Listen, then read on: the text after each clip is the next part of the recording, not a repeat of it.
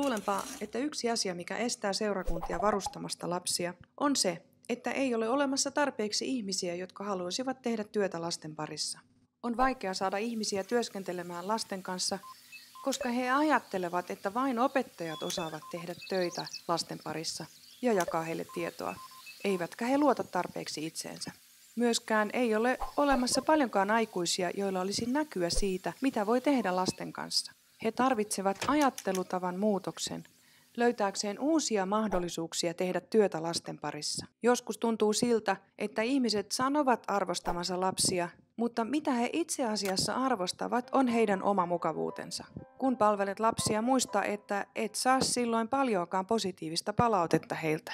Lapset eivät koko ajan pönkitä itsetuntoasi ja kerro sinulle, miten valtavan hienon puheen juuri äsken pidit, tai miten muutit heidän elämänsä. Se, mitä olet tekemässä, on siementen kylvämistä, ja silloin et näe tuloksia välittömästi. Et voi nähdä, mitä et voi nähdä. Mutta kun alat nähdä, miten Jumala käyttää lapsia, ja he alkavat tehdä asioita, mitä et tiennytkään heidän kykenevän, alat saada kuvaa siitä, mitä voi tapahtua. Luulen, että olemme vielä siinä vanhassa lapset saavat näkyä, mutta ei kuulua mallissa.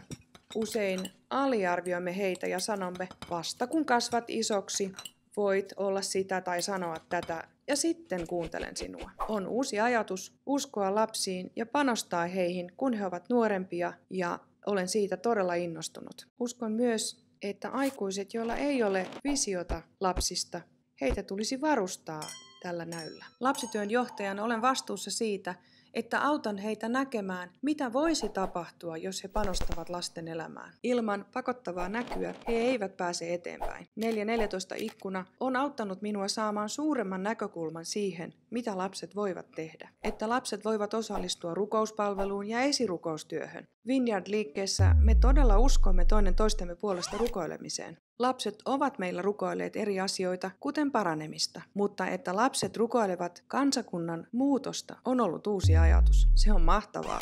Emme olleet koskaan ajatelleet sitä aiemmin, joten ne tarinat, joita kuulen 4.14 liikkeen kautta, ovat todella inspiroineet minua.